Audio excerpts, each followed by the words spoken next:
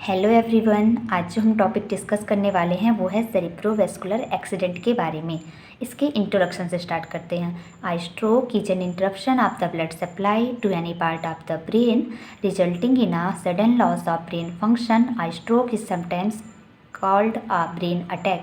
मतलब कि अगर सेरिब्रोवैस्कुलर एक्सीडेंट बोले, हम स्ट्रोक बोले या ब्रेन अटैक बोले, तीनों सेम ही हैं। तो सेरिब्रोवैस्कुलर एक्सीडेंट में होता क्या है कि जो ब्रेन में जो ब्लड सप्लाई हो रही होती है उसमें इंटरप्शन हो जाता है। मतलब किसी भी रीजन से ब्रेन में ब्लड सप्लाई प्रॉपर नहीं हो पाती है। तो जब ब्रेन में ब्लड सप्लाई नहीं हो पाएगी प्रॉपर, तो जो ब्रेन है वो अच्छे प्रॉपर तरीके से फंक्शन नहीं करेगा। इसी कंडीशन को हम स्ट्रोक या ब्रेन अटैक बोलते हैं। बेसिकली इसमें ब्लड सप्लाई प्रॉपर नहीं हो पाती है ब्रेन में, यही है। इसके बाद हम इसके कॉजेज़ देखते हैं। इसके कॉजेज में स्ट्रोक में result from either interrupted delivery of blood and oxygen to the brain और abnormal bleeding in the brain.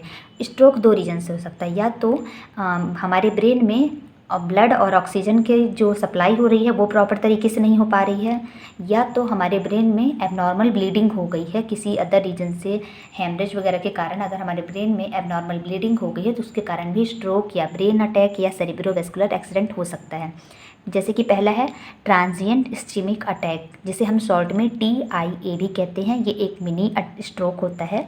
Is a short term attack stroke that last for less than 24 hours. मतलब अगर transient ischaemic attack में क्या होता है, यानी mini stroke में क्या होता है, ये एक शॉर्ट टर्म स्ट्रोक होता है जो कि 24 घंटे से कम टाइम के लिए होता है। नेक्स्ट है cerebral thrombosis. Cerebral thrombosis is when a blood clot forms in an artery that supplies blood to brain. मतलब सेरिब्रल थ्रोम्बोसिस में ये होता है कि जो आर्टरी ब्रेन को ब्लड सप्लाई करती है उसमें क्लॉट बन जाता है, जिससे कि ब्रेन में प्रॉपर ब्लड सप्लाई नहीं हो पाती है। तो ये इसके कॉजेज हो गए।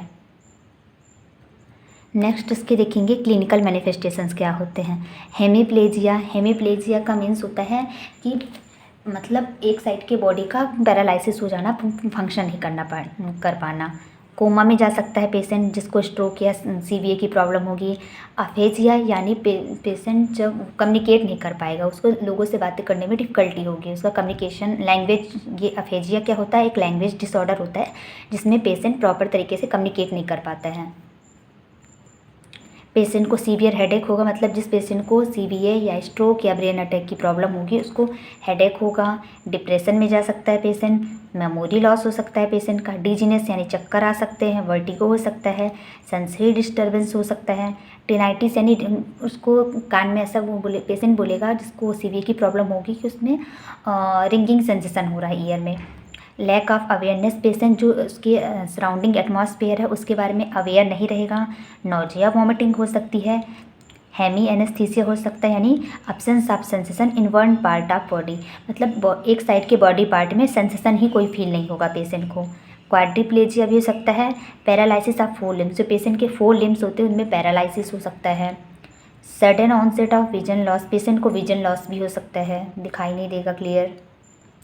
डिस्फेजिया यानी डिफ़िकल्टी इन स्वेलिंग, अगर पेशेंट कुछ भी खा रहा है तो उसको swallow करने में, इंगल्फ करने में उसको प्रॉब्लम होगी। Impairment of mental activity, patient का मेंटल स्टेटस है उसमें भी इम्पेयरमेंट देखने को मिलेगा। डिफ़िकल्टी इन स्पीकिंग स्वेलिंग, मतलब पेशेंट कुछ भी बोलेगा या कुछ भी इंगल्फ करने की कोशिश करेगा तो उसको प्रॉब्लम होगी। Loss of half visual field, जो विजुअल फील्ड है उसमें भी उसका भी लॉस हो जाएगा। पेशेंट को बहुत ज़्यादा स्वेटिंग होगी। एलेक्सिया होगा, यानी partial complete inability to understand the written word. Alexia में क्या होगा, मतलब जिसको CVA की प्रॉब्लम होगी जिस पेशेंट को, या तो वो पार्शली तरीके से या मतलब अगर जो भी उसको सामने लिखा रहेगा तो उस वर्ड को वो पेशेंट रीड नहीं कर पाएगा, ये समझ नहीं पाएगा कि क्या लिखा हुआ है। अटैक्सिया मतलब जो पेशेंट का जो मसल कोऑर्डिनेशन है वो भी डिफेक्ट, उसमें भी डिस्टर्बेंस आ जाएगा।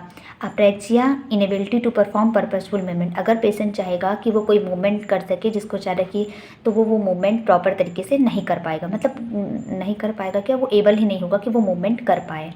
तो ये इसके क्लिनिकल मैनिफेस्टेशंस हो गए।